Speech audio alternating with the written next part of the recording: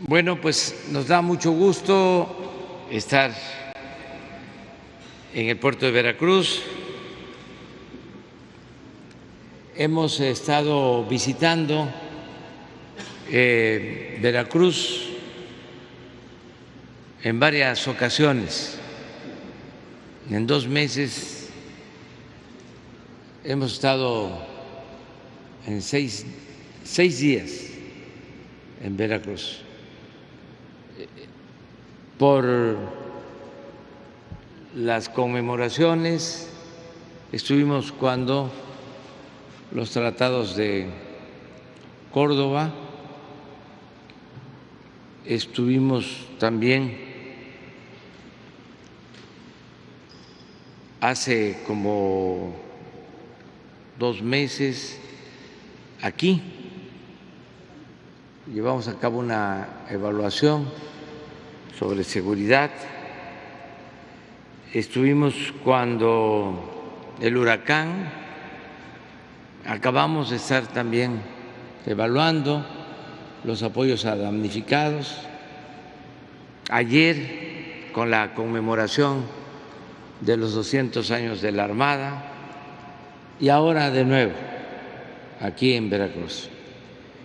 Nos da muchísimo gusto estar en Veracruz, este puerto histórico tan importante en la vida pública de nuestro país.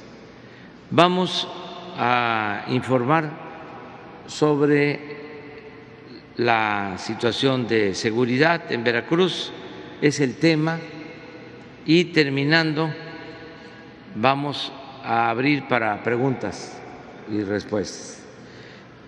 Le agradecemos mucho al gobernador, a Cuitlahua García Jiménez, por su hospitalidad, por su apoyo, y estamos muy contentos, repito, de estar aquí con nuestros paisanos y paisanas veracruzanas.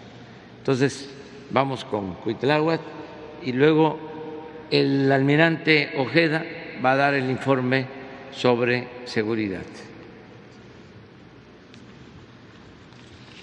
Buenos días, presidente, a todos los miembros del gabinete, bienvenidos. Muchas gracias por todo el apoyo. Primero, pues agradecer al gobierno federal, en especial al almirante José Rafael Ojeda Durán, secretario de Marina, que se haya escogido Veracruz como sede de estos 200 años. En verdad, el desfile majestuoso, admirado por toda la gente de acá, y pues es un orgullo más que Veracruz haya sido el testigo de muchos de los pasajes históricos en estas celebraciones que se dieron este año. También agradecer a la Defensa Nacional aquí en Veracruz. Ya, como usted lo informó, presidente, se cumplió totalmente el plan de vacunación para los municipios rurales. Se hizo con mucha anterioridad, se ha concluido. No solamente hicieron 100, se aventaron 113, lo cual agradecemos, se concluyeron bien al 100%. Y por nuestra parte, coordinados con la Brigada Correcaminos, ya se está concluyendo. Sucedió algo importante de mencionar. Los jóvenes aquí en el estado de Veracruz entendieron la importancia de vacunarse e incluso buscaron la manera de cómo ir a donde estaba vacunando Sedena y fueron a vacunarse ahí, por lo que se cubrió una buena parte de este sector de edad. Restan solamente algunos municipios que quisiera presentarle, presidente, porque nosotros estaríamos concluyendo antes de lo programado. Usted instruyó que sea el mes de octubre para concluir este sector de edad de 18 y más. Nosotros, la verdad es que lo vamos a concluir a más tardar el 20 de octubre totalmente para el sector con primera dosis 18 y más. Decirle que estamos también ya con todas las ciudades grandes del estado de Veracruz al 100% de vacunación 18 y más, y estamos iniciando el día de ayer con la segunda dosis de 18 y más en el municipio de Jalapa, en la capital del estado. La que sigue, sí. Y nos restan estos municipios. La que sigue, por favor. Un municipio al norte, Chalma, estará cubierto el 6. La que sigue. Lo que ustedes ven hasta arriba son las jurisdicciones sanitarias. Nosotros tenemos 11 jurisdicciones sanitarias desplegadas a lo largo del estado de Veracruz. Lo que ustedes ven en las tablas son los municipios que restan de esas jurisdicciones sanitarias. Cerro Azul, Tamcoco, como ustedes pueden ver, son en estos días. Lo que sigue.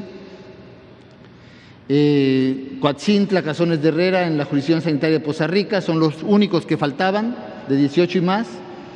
En la zona de cítricos, Atzalan, Jalacingo y Tlapacoyan son los únicos que restan, están ya programados.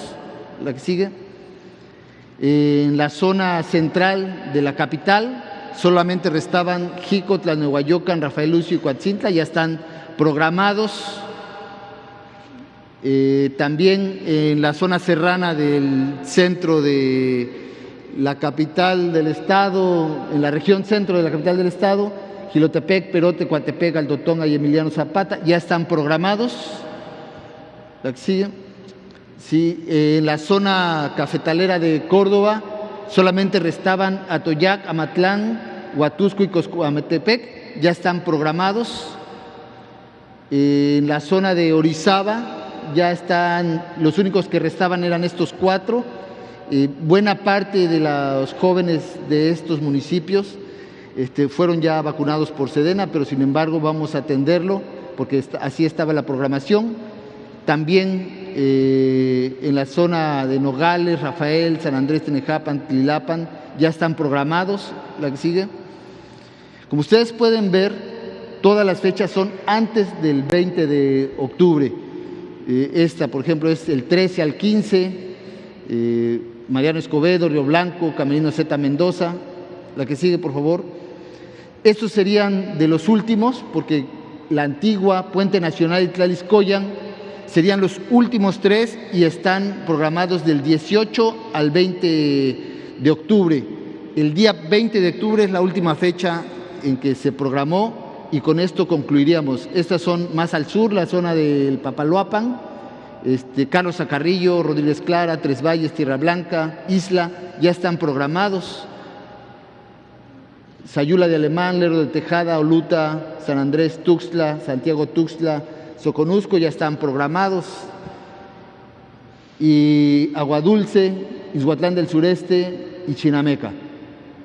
Creo que son todos, La Chuapas, Oteapan, todas las fechas, como usted puede observar, presidente, antes del 20 de octubre. Por lo tanto, nosotros en Veracruz concluiríamos antes del 20 de octubre. Le agradecemos mucho porque esta anticipación pues es gracias a que nos han venido dando la vacuna programada y estaremos cumpliendo ya con 18 y más el 20 de octubre todos los municipios. ¿Es cuánto?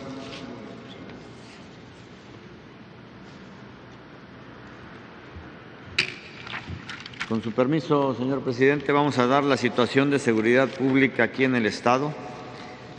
Veracruz cuenta con 212 municipios, ocupa el 11º lugar en cuestión territorial y tiene un poquito más de 8 millones de habitantes.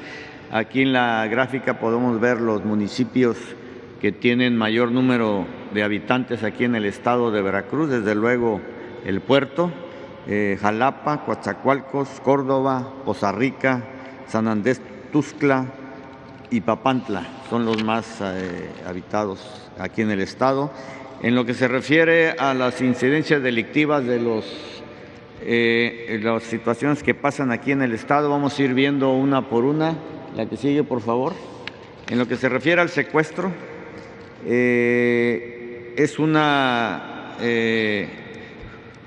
situación que aquí lo que podemos ver es que va a la baja últimamente en este año. La verdad, aquí esto ha disminuido en comparación que tenemos ahí en el 2020, que pues, sí era un poco complicado aquí en el estado, sobre todo en Coatzacoalcos era el lugar donde más secuestros existían. Y es una tendencia a la baja aquí con lo que podemos ver. En lo que se refiere a feminicidio, también es un delito que se encuentra también con una tendencia a la baja. En lo que se refiere a extorsión, de acuerdo con los datos de esta gráfica, este delito se mantiene fluctuante en su número de incidencia, por lo que están implementándose estrategias para lograrlo contener, aunque es un delito que está yendo a la alta.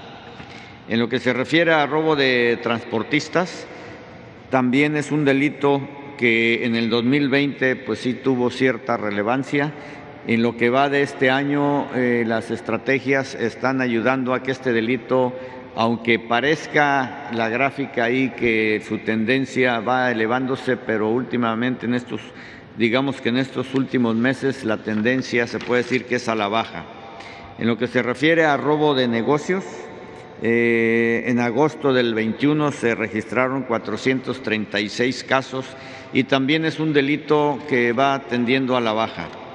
El robo transeúnte también es aquí en agosto de este año se presentaron 229 casos, lo que representa una tendencia a la alta respecto al mes del año anterior, aunque también lo que podemos ver en el último mes su tendencia pudiese ser a la baja.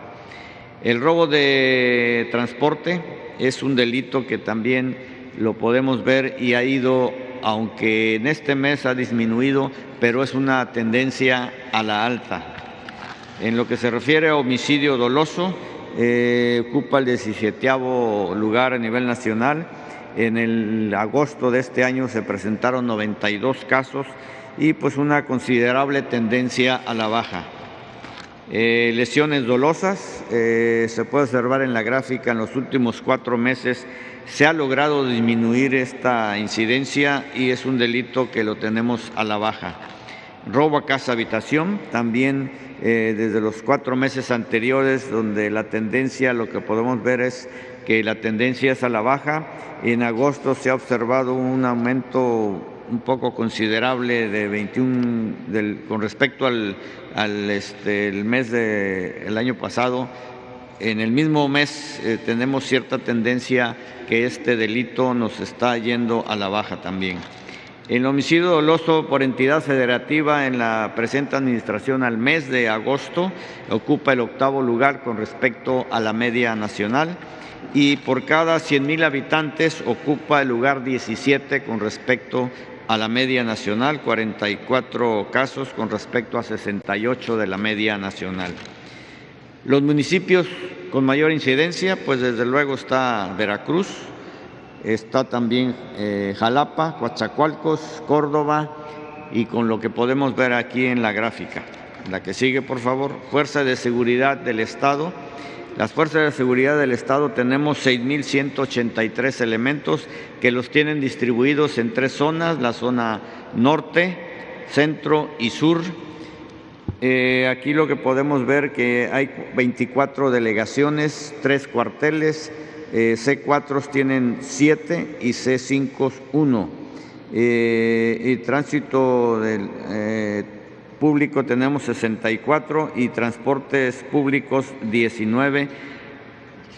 Con respecto a los elementos que se tienen de seguridad aquí en efectivos, vamos a decirlo así, 3,424 están en las delegaciones y en total de todos estos elementos que están aquí en el estado tenemos una policía de brigada de la Policía Naval con 487 elementos, todos concentrados aquí en el puerto de Veracruz. Las fuerzas de seguridad de la Federación aquí en el estado, la Secretaría de Marina operativamente tenemos 6,710 elementos, la Secretaría de la Defensa Nacional 6,288, la Guardia Nacional 3,334 y la Policía Estatal 3,651 con un total de 19,983 elementos distribuidos. La Guardia Nacional tiene una coordinadora estatal, 15 coordinadores regionales y un batallón de seguridad de carreteras e instalaciones. La que sigue, por favor. En lo que se refiere a construcción de compañías de la Guardia Nacional, 4 que se hicieron en el 2020, 7 proyectados para este año, ya 3 fueron concluidas, y dentro del 22 y 23 se tienen proyectados 20 cuarteles de la Guardia Nacional. Vamos a tener aquí en el estado 31 cuarteles de la Guardia Nacional. En lo que se refiere a aseguramientos aquí en el estado, lo que podemos ver, pues diferentes tipos de drogas, marihuana 821 kilogramos, cocaína 527, heroína nada más ha habido un solo decomiso, y también tenemos detenidos en lo que va de diciembre a la fecha aquí en el estado 3.718 personas, vehículos terrestres detenidos 3.717, y así sigue la numeraria en lo que se refiere a aseguramientos. En el sistema penitenciario, aquí en el estado tenemos 17 penales, 17 cerezos, y 7 de ellos tienen cierta sobrepoblación. En total aquí la población actual de reclusos son 7.029 y la capacidad es 7.300. Ya se va a hacer un reordenamiento de esos 7 cerezos que tienen cierta sobrepoblación. Y además aquí en el estado se cuenta con un centro federal localizado en Villa Aldana, Veracruz. En lo que se refiere al corredor interoceánico del Istmo de Tehuantepec, aquí en el estado de Veracruz, se ha incrementado el número de elementos para darle la seguridad a ese corredor transísmico. Por ejemplo, el Batallón de Infantería de Marina que tenemos aquí, el número 9, su capacidad se incrementó a un 273%. Igualmente, la Unidad de Protección Portuaria en Coatzacoalcos, el incremento de personal fue de un 157% en lo que va de este año. Aquí, como podemos ver, en lo que se refiere a delitos en el puerto, en Coatzacoalcos, en la región Cozoleacaque, etcétera, aquí en Coatzacoalcos, en efecto, hay una tendencia a la alta de ciertos delitos, por lo cual se tuvo que implementar un operativo especial ahí en lo que es en Coatzacoalcos. Lo que es en robo de hidrocarburos, tomas clandestinas, se han localizado 51 aquí en el estado, y lo que va de aseguramientos se han decomisado 31 vehículos, 276,000 litros de combustible, predio 5, y se han detenido a 28 personas. En lo que se refiere a programas sociales, aquí en el estado existen 14 programas sociales, y la cuestión aquí de los beneficiarios son arriba de 2 millones de personas. En lo que se refiere al Banco de Bienestar, aquí se han construido 235 sucursales. El Plan Marina, Plan DN3E y el Plan de la Guardia Nacional se ha establecido aquí en el estado apoyando a incendios forestales, 79, urbanos 24, en lo que respecta a lluvias, 55 casos, accidentes vehiculares se han atendido 333, ferroviarios 5, aéreos 3, derrame de combustibles 16, explosiones 8, fuga de gas 3, derrumbes 4 y deslaves 1. Aquí se cuentan con 7,483 personas que han intervenido, con 572 vehículos y 8 embarcaciones. Y también siguiendo con los planes de N3, Plan Marina y Plan de la Guardia Nacional con respecto al huracán Grace. Bueno, esto ya se informó hace unos días aquí en el estado. Se han beneficiado 19 municipios y se han dado una serie de apoyos que ya en su momento se informó hace unos días aquí.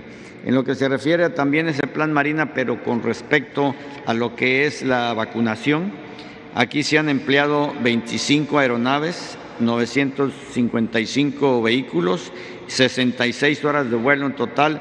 Se han distribuido aquí en el estado 6,291,775 vacunas y se han aplicado 5,965,250 vacunas, y se va a seguir con el programa de vacunación aquí en el estado. Y con lo que se refiere, y con esto termino, es la búsqueda y rescate aquí en el estado. Se cuentan con 2 estaciones navales de búsqueda y rescate, una aquí en Veracruz y otra en Coatzacoalcos. Aquí en Veracruz 26 elementos, en Coatzacoalcos 16. Se tienen 2 embarcaciones Defender aquí y una en Coatzacoalcos. Las operaciones que se han llevado en Veracruz han sido 27, 18 en Coatzacoalcos. Rescatados aquí en Veracruz 68 y en Coatzacoalcos 8, y evacuaciones médicas 2 en cada uno de los lugares. Igualmente, la Secretaría de la Defensa Nacional tiene un subcentro regional de búsqueda y rescate en la Estación Aérea Militar número 7 en Cánticas, Veracruz, con 7 personas, y han activado su sistema para información y apoyo 7 elementos y personas asistidas 25. Es lo que podemos informar con respecto a la situación de seguridad en el estado aquí en Veracruz. Muchas gracias.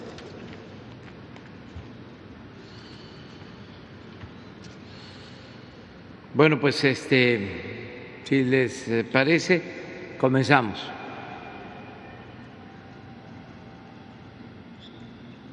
Buenos días, presidente. Buenos días a todos. Alberto Morales, del periódico El Universal. Presidente, quiero preguntarle su opinión. Ayer se dio una reunión entre los dirigentes nacionales del PAN, PRD y PRI. PAN y PRD están presionando al PRI para que defina una postura sobre la reforma energética que usted presentó. Preguntarle si le pediría al PRI que no se deje presionar por los otros partidos.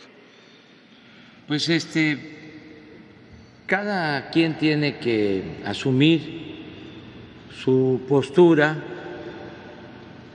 y es momento de una definición o es otra oportunidad para definirnos. Si estamos porque se conserven como empresas públicas Pemex y la Comisión Federal de Electricidad, o queremos desaparecerlas, como se ha intentado sobre el periodo, en todo lo que fue el periodo neoliberal, para que el mercado de las gasolinas, de la energía eléctrica, quede en manos de particulares, de empresas, sobre todo extranjeras. Es una definición. Entonces, nosotros consideramos que lo que más le conviene al país es que se conserven estas 2 empresas para garantizar que no haya aumentos de impuestos, que no haya aumentos en el cobro de energéticos, que no aumente el precio de las gasolinas, que se acabe lo que imperó durante mucho tiempo, los llamados gasolinazos, que no siga aumentando el precio de la luz como era antes.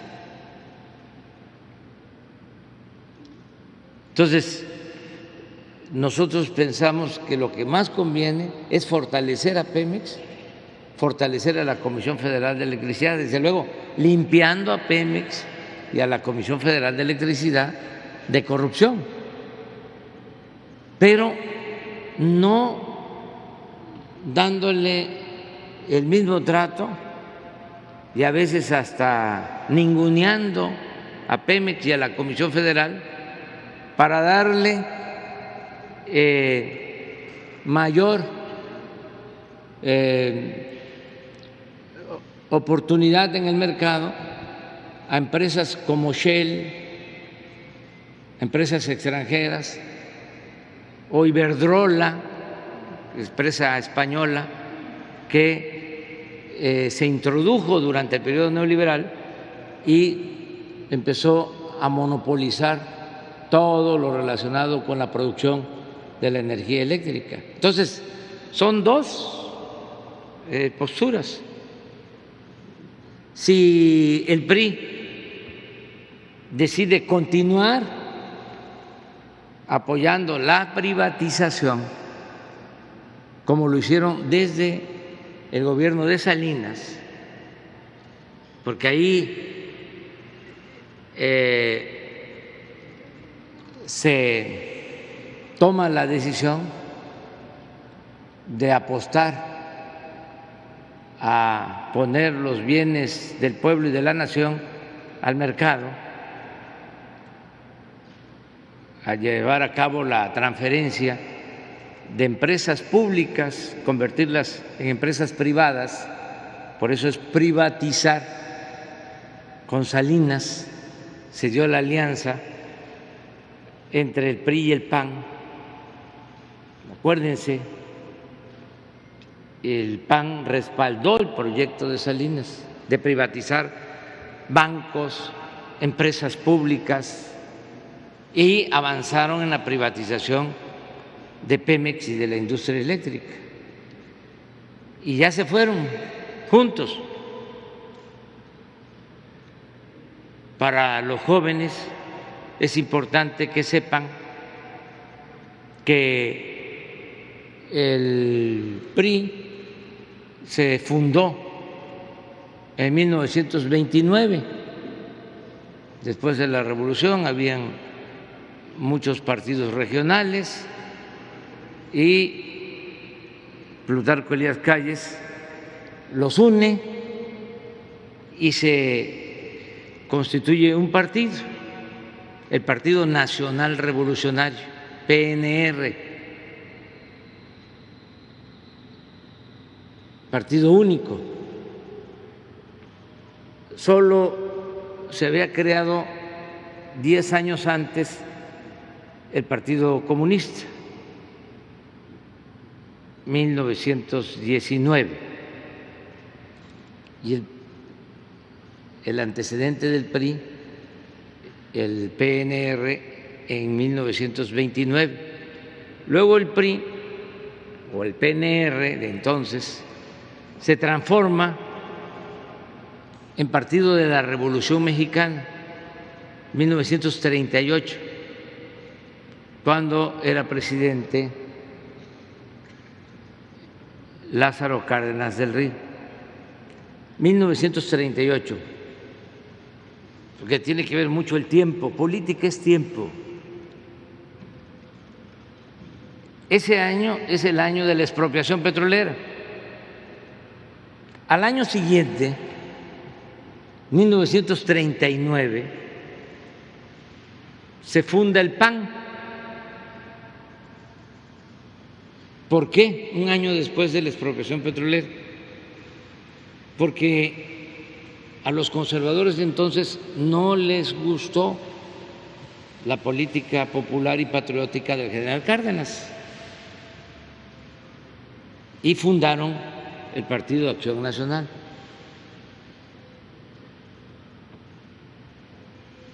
Posteriormente, el Partido de la Revolución Mexicana se convierte en PRI en 1946 y desde entonces se conoce como PRI. Sin embargo, con Salinas y con la nueva política neoliberal orientada a privatizar, a transferir bienes públicos de la nación a particulares, porque eso es el neoliberalismo, que es en esencia neoporfirismo, porque fue la misma política que se aplicó durante el periodo porfirista. Acuérdense que Porfirio Díaz entregó el petróleo a empresas extranjeras. Porfirio Díaz entregó las tierras, las aguas, los ferrocarriles, las minas.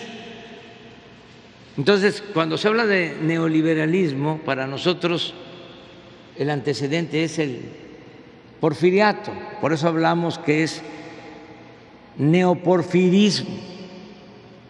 Entonces, este modelo adquiere su auge en la época de Salinas, que es cuando entrega todas las empresas públicas que ustedes ya conocen a particulares, todos los bancos, y esa política es respaldada por el PAN, aunque se pelean y dicen no fue que yo me adherí a tu política, dicen los panistas, es que esa era mi política y tú la aceptaste. El caso es que coinciden y yo sostengo que con Salinas en el 88 surge el PRIAN. Y ya conocen ustedes la historia. Se van juntos en todo. Aprueban el FOBAPROA juntos. ¿Qué fue el FOBAPROA? Pues fue convertir las deudas privadas de unos cuantos, de los de arriba, en deuda pública. Y todas las reformas a la Constitución que se hicieron desde Salinas hasta finales del 2018, todas, hasta el llamado Pacto por México, se votaron en el Congreso por el PRI y por el PAN, todas, porque se ajustó el marco jurídico, la Constitución, a la política neoliberal de despojo, de pillaje, que empobreció al pueblo. También es importante que se sepa que por esa política nos saquearon como no había sucedido nunca en la historia.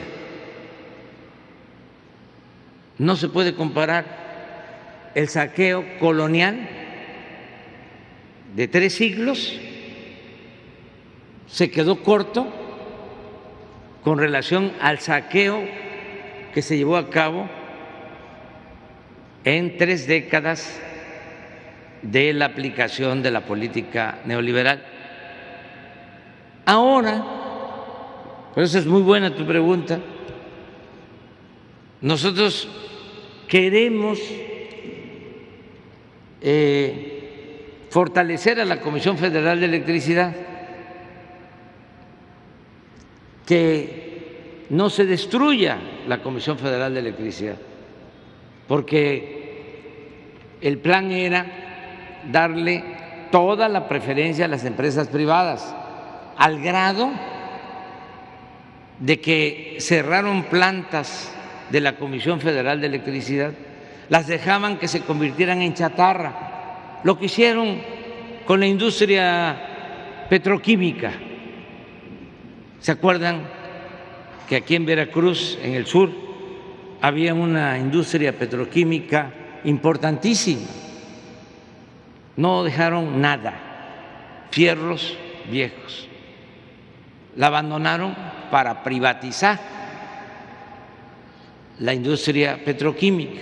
Bueno, era la misma apuesta en el caso de la Comisión Federal de Electricidad, o dejar que se convirtieran en chatarra las plantas o subutilizarlas, porque lo que hicieron con la llamada reforma energética, incluso desde Salinas, fue el darle preferencia a las empresas privadas y no permitir que las empresas de la Comisión Federal pudieran despachar a la red nacional de energía eléctrica. Por eso las hidroeléctricas que tienen 6 turbinas están operando con 1 o con 2. Y esto pasa con todas las plantas. ¿Y en qué se ha beneficiado la gente? En nada, al contrario, aumentaron como nunca los precios de la luz en el periodo neoliberal. ¿Quiénes se beneficiaron? Las grandes corporaciones, porque esos pagan menos tarifa de luz que lo que paga una familia de la clase popular. A ver, es que es muy importante esto, es muy importante contextualizar. Ayer lo dije, no puede haber texto sin contexto. Y ustedes tienen todo el derecho de preguntarme y buscar que yo les responda rápido, pero yo soy pues presidente del país y lo que me importa, además de contestarle al periódico, es que quienes nos están escuchando tengan todos los elementos, porque uno de los problemas que se tuvo en México es que la prensa no decía la verdad, los tenían sometidos a los medios de información. Entonces, es importante contextualizar y yo ofrezco disculpa porque no hablo de corrido, pero no nos quita mucho tiempo y además considero que es importante. De modo que ahora que presentamos la iniciativa para fortalecer a la Comisión Federal de Electricidad, pues el PRI tiene una oportunidad para definirse. ¿Va a seguir con el salinismo como política o va a retomar el camino de el presidente Cárdenas, del presidente Adolfo López Mateos, el camino que trazaron estos 2 grandes presidentes de México? Entonces sí es un momento de nuevo definitorio. Vamos a ver qué resuelven. Es una oportunidad histórica porque esto podría Es una significar oportunidad un rompimiento dentro del PRI. histórica para el PRI, de definición. Es decir, nos olvidamos porque esto es contrario al interés popular, esto es lo que nos llevó a la derrota.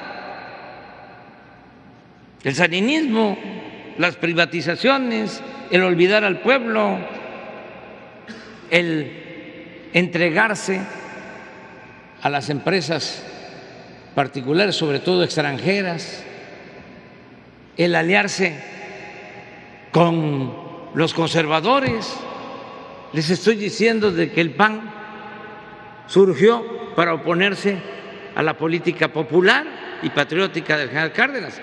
Pero no solo fue el surgimiento, el PAN pues siempre estuvo en contra del ejido, en contra de los trabajadores, en contra de la educación pública. Cuando el presidente López Mateos decidió de que se iban a entregar de manera gratuita los libros en los que nosotros estudiamos en nuestros pueblos, que empezaron a llegar hasta las comunidades más apartadas. Con esos libros nos enseñaron las maestras, los maestros. Bueno, los del PAN se opusieron, llevaron a cabo hasta manifestaciones en contra de los libros de texto, de la educación pública. Por eso me llevo tiempo, porque como esto no se sabía, como tenían todo el control de los medios, habían ejidatarios votando por el PAN, maestros votando por el PAN, obreros votando por el PAN. sin saber que se trataba de un partido que defendía los intereses de los potentados. Entonces ahora estamos viviendo afortunadamente una época nueva y ya no hay simulación. Aquí ya no hay para dónde hacerse. Como decía Juan Álvarez, esta ancheta está muy angosta, no hay ni para dónde hacerse. Así decía ese gran liberal Juan Álvarez, cuando se tenía que definir si se estaba con Santana o se estaba con el movimiento liberal.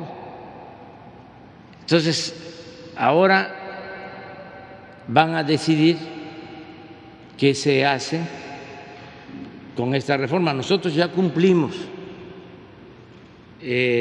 porque queremos que se mantenga el servicio de energía eléctrica en manos de la Nación, de la Comisión Federal de Electricidad, que no haya aumentos en el precio de la energía eléctrica, que no haya subsidios para las grandes empresas.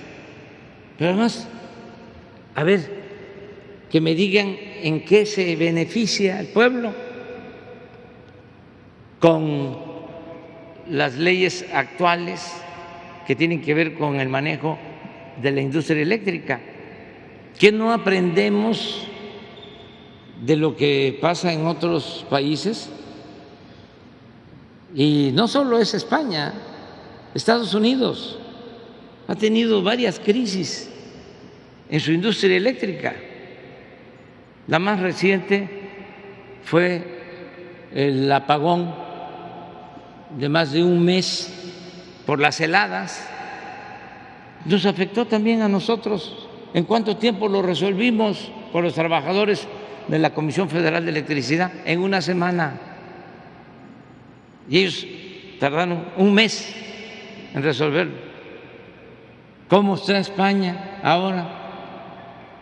Están padeciendo de tarifas elevadísimas. ¿Quién domina el mercado de la industria eléctrica? Iberdrola, la misma empresa que aquí dominaba por completo en el periodo neoliberal, al grado, y esto es para la gente, y también ofrezco disculpas por repetir y repetir, porque a diferencia de un escritor que no debe de repetirse, no debe de caer en lugares comunes, un dirigente sí tiene que repetir y repetir, porque su labor es pedagógica, es de concientización. Entonces, decía yo y repito de que hace falta que se den los cambios en favor de la gente y por eso esta reforma eléctrica. Y lo otro que también no se debe de ocultar, lo del litio, porque se trata de un mineral estratégico. Y yo tengo información, porque el presidente de México tiene más posibilidades de informarse. Ya no tenemos espionaje, ya no existe el CISEN, pero sí hay inteligencia. Además me informan todos los mexicanos y ese es mi trabajo. Y yo estoy informado de que les importa mucho a los extranjeros el litio de México. Y es un recurso que nosotros queremos que siga siendo de la nación para nosotros y para las nuevas generaciones, porque es un mineral fundamental para el desarrollo de las nuevas tecnologías, todo lo que tiene que ver con los teléfonos celulares tiene litio, la posibilidad de tener las pilas, baterías, para que haya carros eléctricos, para muchas otras cosas, el litio es básico. Entonces, también en esa iniciativa, ahí va el que el litio sea de la nación, que no se ponga al mercado, que no se privatice. Son los dos temas. Por eso sí es un buen asunto y lo vamos a seguir debatiendo, y ojalá los legisladores en general, no solo los del PRI, también los del PAN y de otros partidos, lo piensen, porque es un asunto histórico. Presidente, mi segunda pregunta es, ayer senadores de oposición comentaban que ellos garantizaban una buena sesión para la entrega de la medalla Belisario Domínguez para que usted pudiera acudir al Senado, saber si se mantiene en su palabra de no asistir, y también, si me lo permite, preguntarle al canciller Marcelo Ebrard.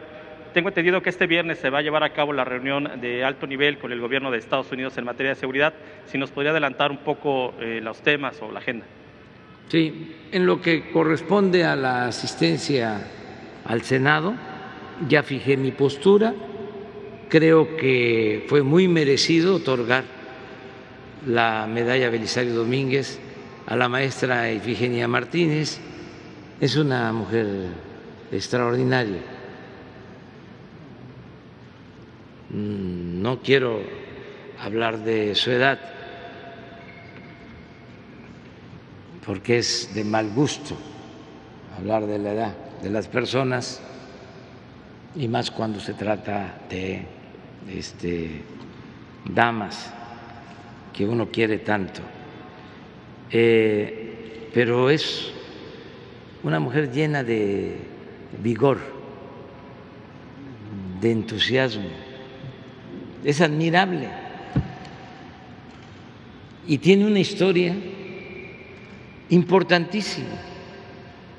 Fue directora de la Escuela de Economía allá por el 68 del siglo pasado,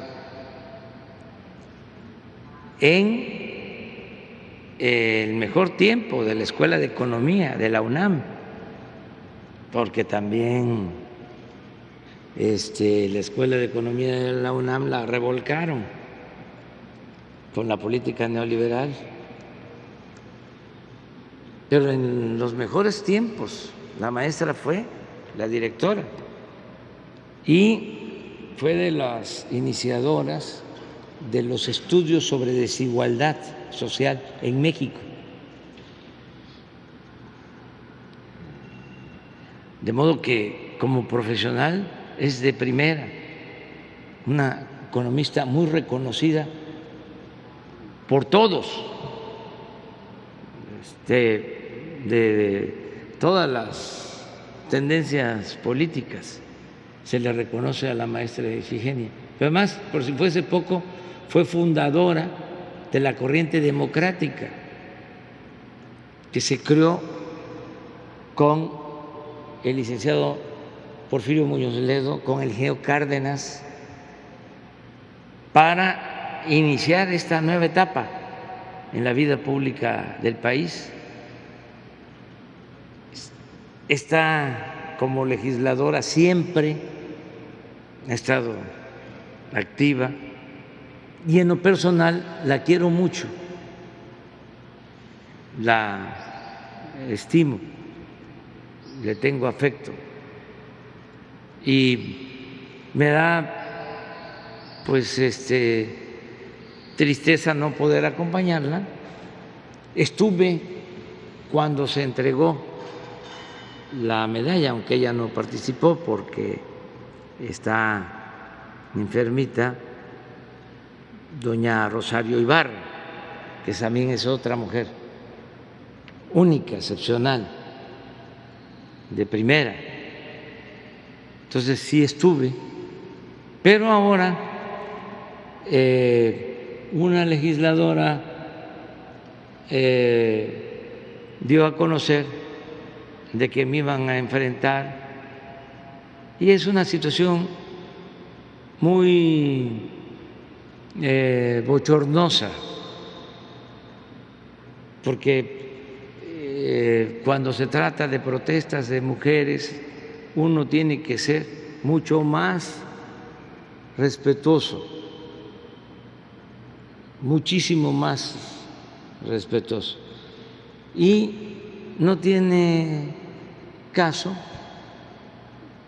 no hay necesidad de exponernos.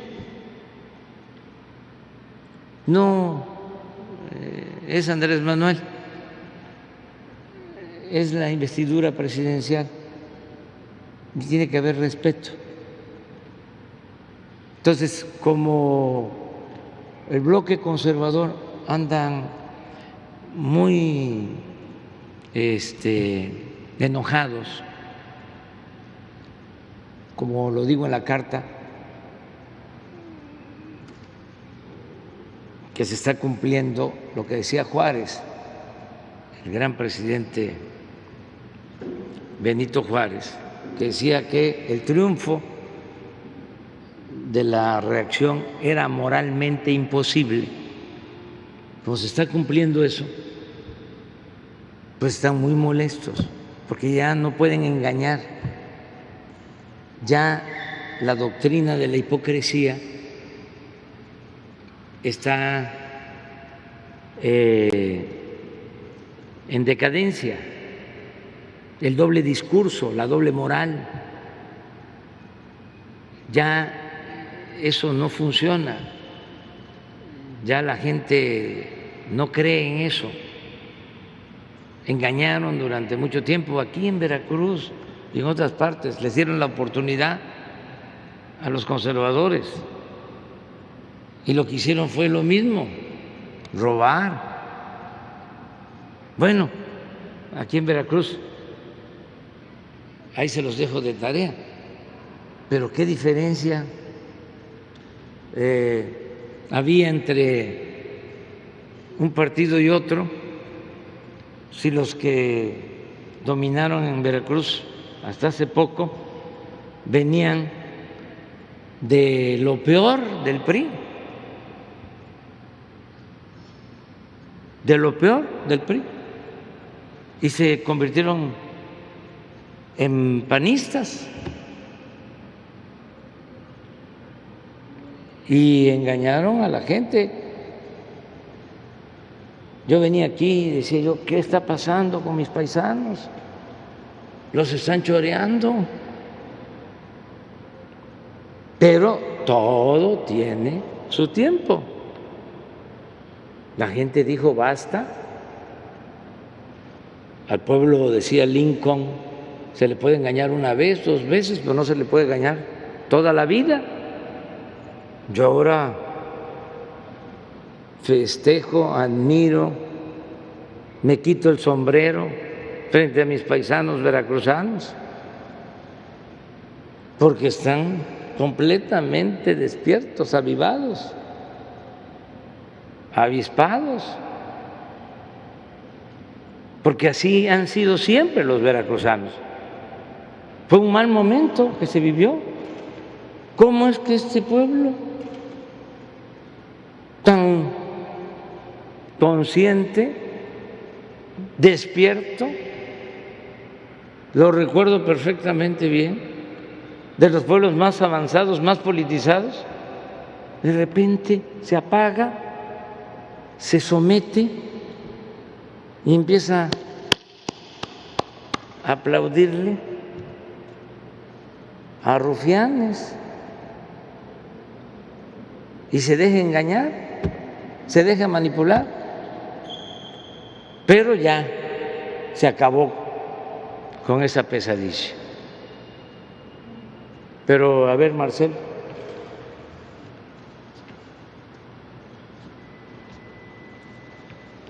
Con su permiso, señor presidente. Señor gobernador, compañeros secretarios. Brevemente, Han transcurrido 10 meses del inicio de trabajos con la administración del presidente Biden y el señor presidente López Obrador nos encomendó que se fuera edificando, construyendo una buena relación entre las dos administraciones, entre los dos gobiernos. Se llevó a cabo, como ustedes recordarán, recién el diálogo económico de alto nivel, porque esa es la prioridad de México, es en torno a desarrollo, inversiones, cadenas de valor. Ese diálogo se llevó a cabo en Washington, D.C., coordina este diálogo y también lo hará en materia de seguridad mi homólogo, el secretario de Estado, Antony Blinken. Lo que sigue con el diálogo económico es principios de noviembre. Se tienen que entregar los primeros resultados a consideración de los secretarios. En el caso de ese diálogo, tiene una participación destacadísima la secretaria de Economía, Tatiana Cloutier, porque encabeza estos diálogos, su contenido, sus objetivos y sus planteamientos. Igualmente la Secretaría de Hacienda y Crédito Público. Bueno, en materia de seguridad, nos ha tomado estos 10 meses llegar a algo que nos instruyó el señor presidente, que es, tiene que haber una nueva etapa, dejar atrás la iniciativa Mérida, que es asistencialista, está basada en otra estrategia de seguridad totalmente distinta a la que hoy se está implementando y por ende se tiene que trabajar con los Estados Unidos para lograr esta nueva etapa. ¿Basada en qué? En un entendimiento. A diferencia de la iniciativa Mérida, México no está pidiendo esto. No fue a tocar la puerta para decir necesito asistencia, necesito esto, necesito lo otro, necesito que tú me apoyes. No. Tenemos que trabajar en materia de seguridad, pero es un entendimiento simétrico, respetuoso. Y eso es lo que hemos venido construyendo. Entonces, el día viernes estarán en México mi homólogo, el secretario Antony Blinken, estará el titular de DHS, el secretario Mayorkas, y estará el fiscal general de los Estados Unidos. Habrá una reunión que amablemente el señor presidente va a encabezar el viernes por la mañana para que les informemos al presidente los entendimientos que hasta ahora hemos podido avanzar. México presentó 10 prioridades, ya el Gabinete de Seguridad, me imagino, más adelante dará cuenta de ese detalle, de esos 10 puntos que presentó. En esencia, reducir homicidios y más que pensar en lo que se pensaba antes, pues pedir que haya reciprocidad en materia de control del tráfico de armas, que haya reciprocidad en las asistencias jurídicas, que haya reciprocidad en materia de extradiciones y así sucesivamente. Entonces, el viernes va a haber esa reunión y después habrá una reunión con el fiscal general de la República y habrá también en la Cancillería un diálogo con los diferentes secretarios que vienen. En ese diálogo participarán quienes integran el Gabinete de Seguridad de México y finalmente daremos a conocer los avances logrados hasta el día viernes. Este primer diálogo de seguridad de alto nivel tendrá verificativo entonces el día viernes. Está programado que el año entrante, al año, tengamos el siguiente diálogo allá en Washington y viceversa. El diálogo económico se viene para México para informar de lo que hayamos alcanzado en el primer año de labores. Y eso sería el informe, señor presidente. Nada más para cerrar lo de la privatización y de la industria eléctrica, durante el periodo neoliberal, esto es para los jóvenes, había la mala costumbre de que los funcionarios que ayudaban a privatizar, a entregar los bienes de la nación y del pueblo a particulares, sobre todo a extranjeros, se iban después a trabajar a esas empresas. Por ejemplo, el director del FOBAPROA, el que le toca rescatar a los bancos, se va a trabajar a Citigroup, un banco extranjero que fue beneficiado con el FOBAPROA, que consistió el FOBAPROA en convertir las deudas de los bancos y de las grandes empresas en deuda pública. No rescataron al pueblo, no rescataron al comerciante, al taxista, no rescataron al dueño de un taller, ni siquiera a un mediano, pequeño empresario, rescataron a los grandes, con dinero de todo el pueblo. Todavía está esa enorme deuda de 1 billón de pesos y se han pagado de intereses otro billón. Eso fue el FOBAPROA. Bueno, luego Zedillo entrega los ferrocarriles nacionales que se empezaron a construir desde la época del presidente Juárez. El primer ferrocarril que se construyó fue el de la Ciudad de México a Veracruz, 600 kilómetros. Pero se llegaron a construir más de 20,000 kilómetros de vías férreas. Llegan los neoliberales y en un abrir y cerrar de ojos se acaban los trenes de pasajeros y quedan nada más los de carga, pero privatizados. Se entregan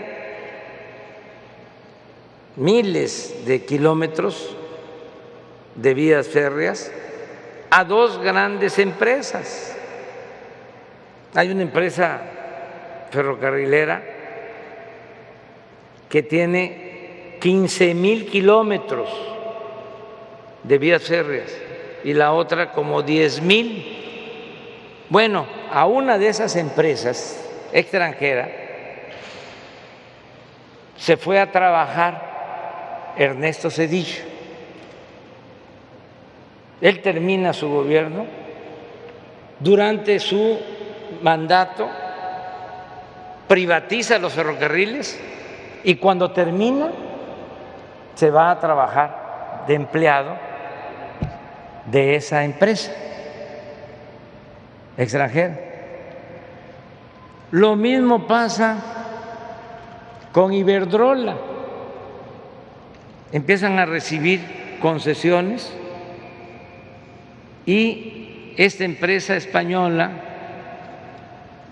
de la industria eléctrica se lleva a trabajar primero a la secretaria de Energía del gobierno, primero, y luego se lleva a trabajar de consejero de Iberdrola a Felipe Calderón. Cuando termina su gobierno, se va Felipe Calderón de presidente del Consejo o de miembro del Consejo de Iberdrola. Eso es lo que ha significado la política neoliberal o privatizadora. Por eso son las diferencias que tenemos y por eso es muy importante.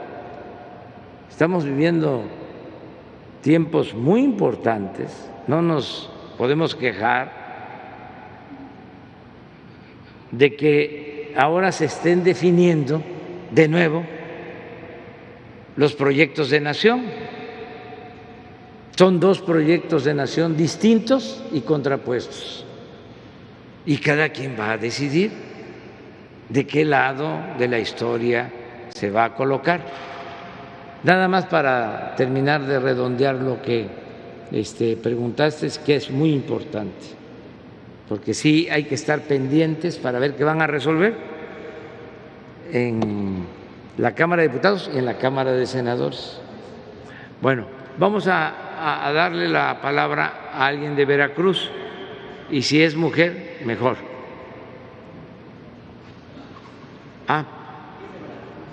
Bueno, tú también, las dos. Gracias, buenos días, presidente. Ilse Trujano, reportera de Oliva Radio.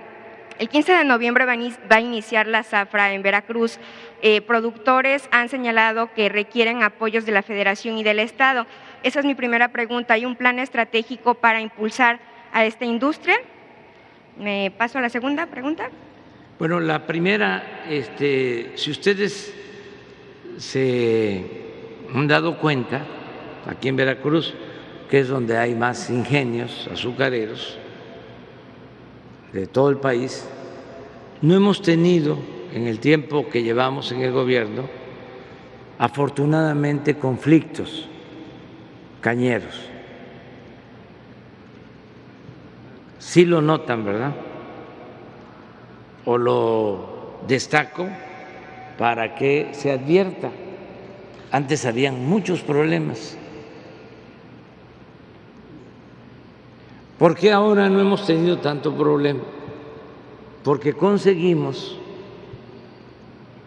por las buenas relaciones que tenemos con el gobierno de Estados Unidos, un acuerdo para que se compre más azúcar en Estados Unidos, para que podamos exportar más.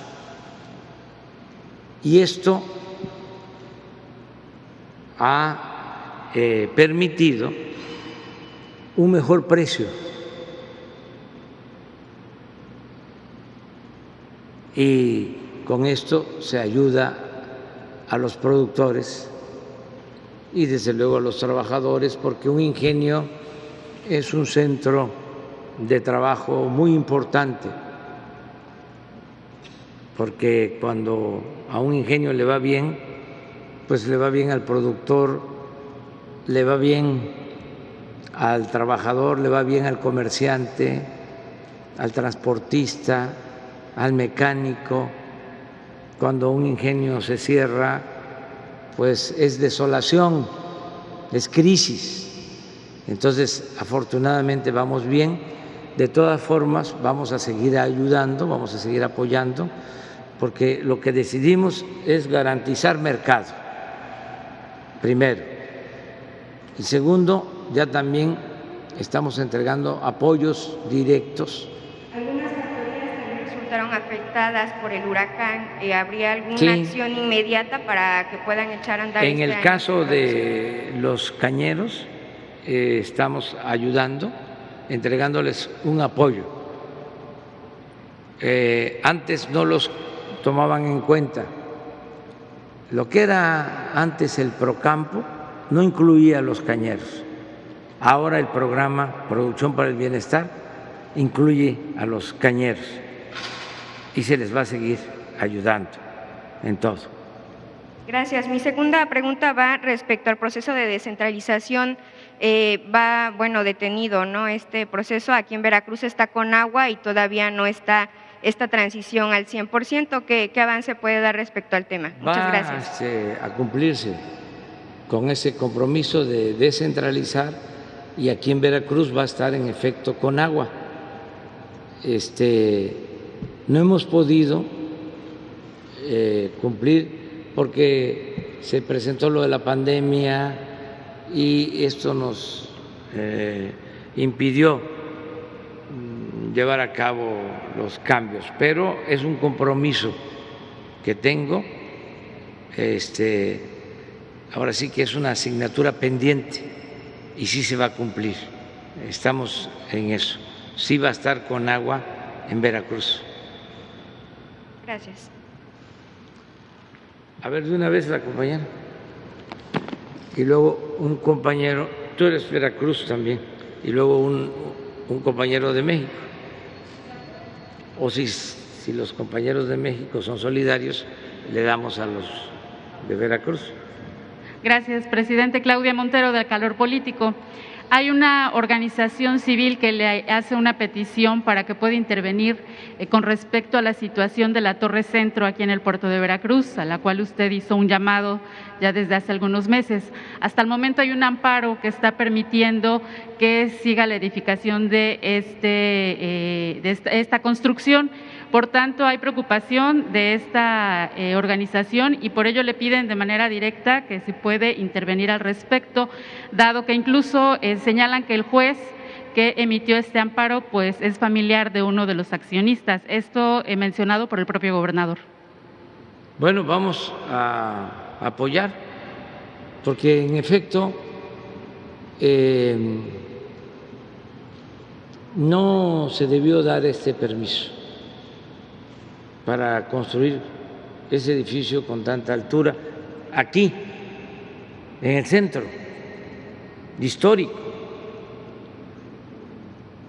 En ningún centro histórico del país, pero imagínense el centro histórico de Veracruz, lo que significa.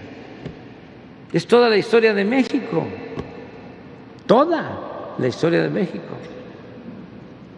Pues ayer estuvimos en San Juan de Ulúa, ahí se expulsa a los españoles para hacer valer la independencia de México.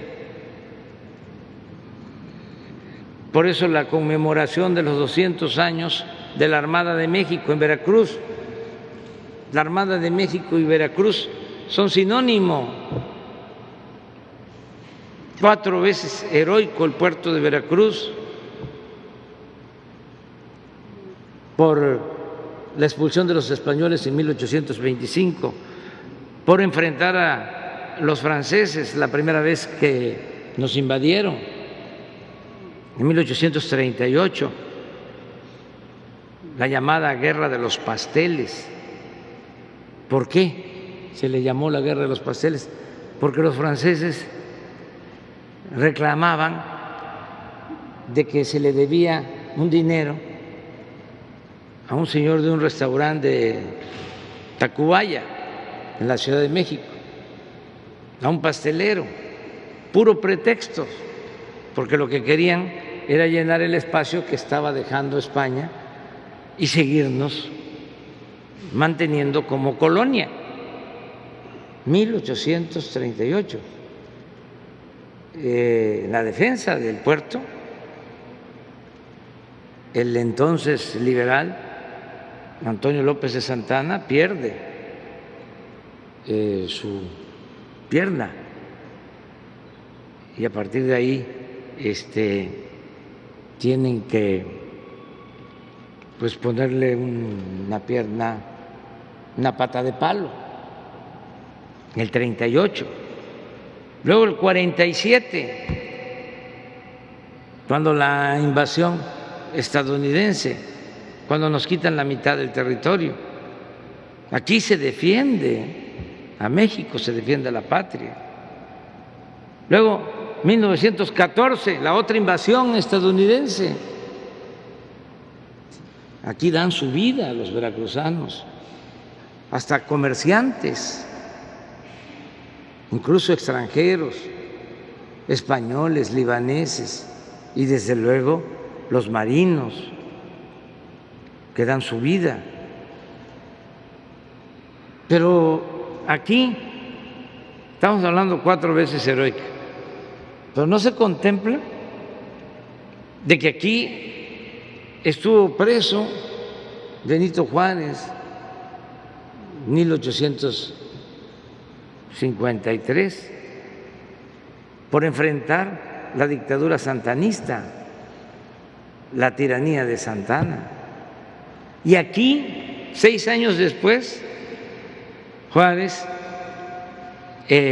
concluye la promulgación de las leyes de reforma aquí en Veracruz. Cuando está acosado en el centro, que hasta lo querían asesinar. ¿Se acuerdan aquello de que los valientes no asesinan? Que lo salvó Guillermo Prieto porque lo querían asesinar en Guadalajara, y de ahí se va a Colima y se embarca y se viene aquí a Veracruz, y aquí se establece la República. Luego, aquí también es la sede del gobierno constitucionalista. Aquí Venustiano Carranza dicta dos leyes importantísimas. Una para la abolición de la esclavitud, porque aunque parezca increíble, había esclavitud todavía en 1914. Se piensa que la esclavitud se abolió en 1810. No. Miguel Hidalgo proclamó la abolición de la esclavitud y también decretó su abolición, y lo hizo después Morelos y luego lo hizo después Vicente Guerrero, pero en la realidad se mantuvo la esclavitud, y es hasta 1914 que Venustiano Carranza empieza a emitir decretos para que quedaran libres los peones de las haciendas. Y aquí en Veracruz también se aprueba la ley agraria del 6 de enero de 1916, que es el antecedente del artículo 27 para entregar la tierra a los campesinos. Entonces, ¿cuánta historia hay aquí? Y de repente estos que ni saben la importancia de la historia de Veracruz, porque además querían que desapareciera la historia, nada más piensan en el negocio y hacer un edificio que afecta, ¿sí?, pues toda la arquitectura colonial y también porfirista. Se le da permiso por influyentismo a una empresa para que haga ese edificio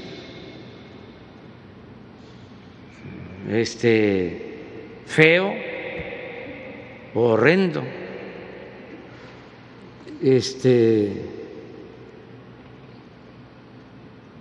y ahora con acciones leguleyas quieren seguirlo, quieren continuarlo. Ojalá y los jueces, y hago un llamado respetuoso al Poder Judicial para que estén pendientes. ¿Cómo van a hacer una torre? Imagínense, entran los barcos o se está en el malecón y lo primero que se ve es ese adefesio. Y el faro, que lo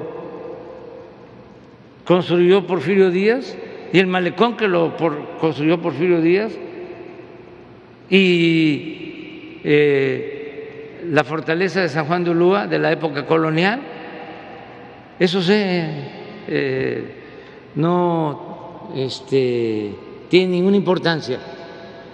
No, hay que cuidar nuestro patrimonio histórico, cultural.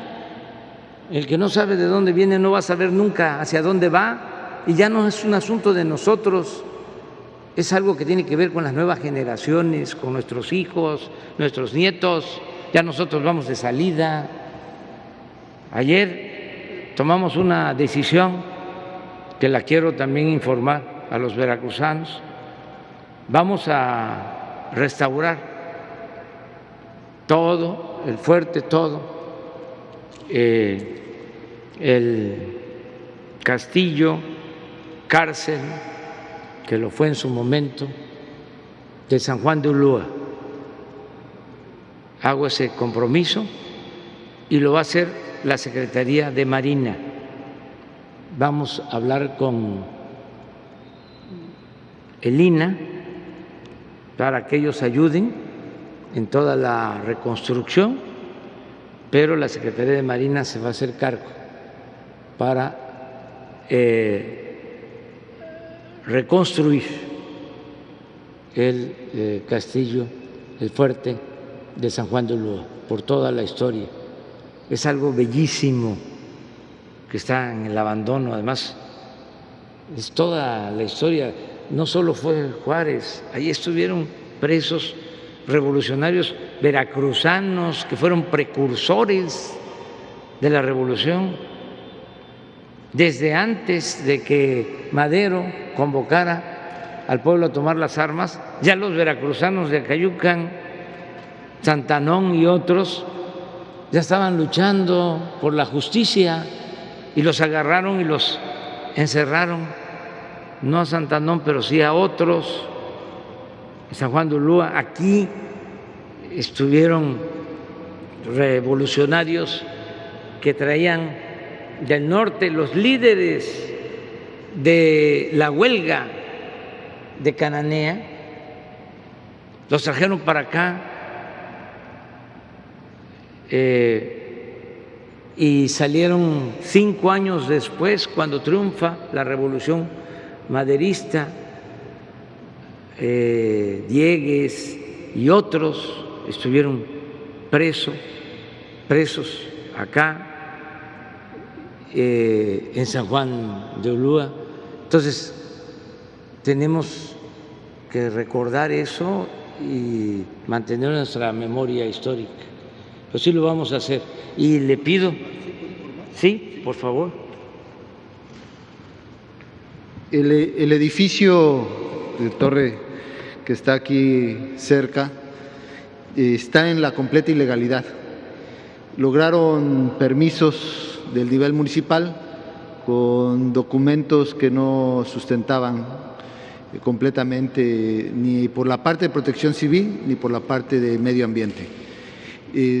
Se hizo la clausura, como ustedes saben, de ambas partes, promovieron un amparo. Resulta que uno de los inversionistas es familiar del juez con el que recurren al amparo. En unas acciones se excusa el juez por la relación familiar, pero en otras no. También actúa y les conceden un amparo provisional, bueno, lo que se conoce como el amparo provisional. De fondo todavía no, se va a litigar. Pero sí quiero remarcar eso, que está en la completa ilegalidad.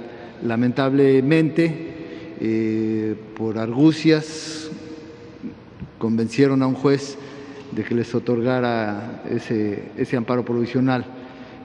Creemos que no van a salir adelante, que sí se va a actuar. Qué bueno que hay una expresión por parte del Ejecutivo Federal de exhorto a los jueces a que no lo permitan, porque hay un detalle importante. Si algo llega a pasar con respecto a la protección civil, ahí los jueces tendrán que ser los responsables, los que le otorgaron ese amparo provisional, porque están en la completa ilegalidad. Si algo pasa con respecto a protección civil en ese edificio, ellos tendrán que ser los responsables, porque no es posible que hayan actuado de esa manera, en contubernio, a todas luces, cuando no existe ya ningún documento que ampare la construcción en materia ni de medio ambiente ni de protección civil. Entiendo que de ganar este proceso se tendría que demoler una parte del edificio. Se tiene que llegar a un acuerdo, sin duda, que cumpla. Resalto que los permisos originales solamente contemplaban no más de 10 pisos, o sea, era mucho menor, me parece que 6, pero pues unos días antes de que entraran los nuevos gobiernos, promovieron toda la documentación para que consiguieran los demás permisos. Ahora que se ha hecho una revisión exhaustiva, se dio cuenta de que realmente torcieron ahí la documentación para que pudieran otorgar esos permisos a nivel municipal. No los cuentan ya, al menos de parte del Estado, ni de Protección Civil, ni de Medio Ambiente. Nada más aclarar que dije Diegues y es Esteban Vázquez. Esteban Calderón, el dirigente que estuvo aquí preso. Esteban Vaca Calderón, que lo trajeron desde Cananea, y otros más. Y ya nos están esperando, ofrezco disculpa, pero ya tenemos compromiso, nos están esperando unos tirados, unas picadas y unas canillas y café con leche, lechero, sí, también desayunamos, vamos a desayunar aquí nos va a invitar el almirante, mande, para hoy tenemos una reunión de gabinete llegando a México por la tarde. Ya Marcelo les habló de que, entre otras cosas, esta semana vamos a tener esta reunión en Palacio Nacional. Voy a estar yo en la mañana del viernes y luego salimos a una gira, terminando esta reunión con el grupo de funcionarios de Estados Unidos que van a quedarse trabajando con el equipo de México. La reunión la tengo en la mañana, como a las 9 de la mañana.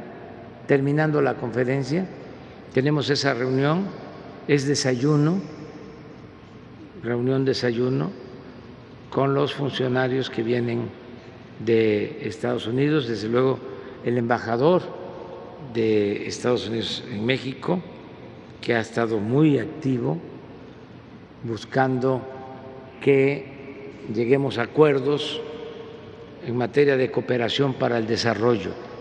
Entonces va a ser muy buena reunión entre funcionarios de México y de Estados Unidos. Y terminando, vamos a una gira a Michoacán, vamos a estar también en Jalisco y vamos a estar en La Laguna este fin de semana. O sea, Michoacán, Jalisco y Durango, pero es La Laguna, es Lerdo. O sea que vamos a estar Gómez Palacio y Torreón. Es una gira que vamos a llevar a cabo. Muchas gracias, que la pasen bien también ustedes.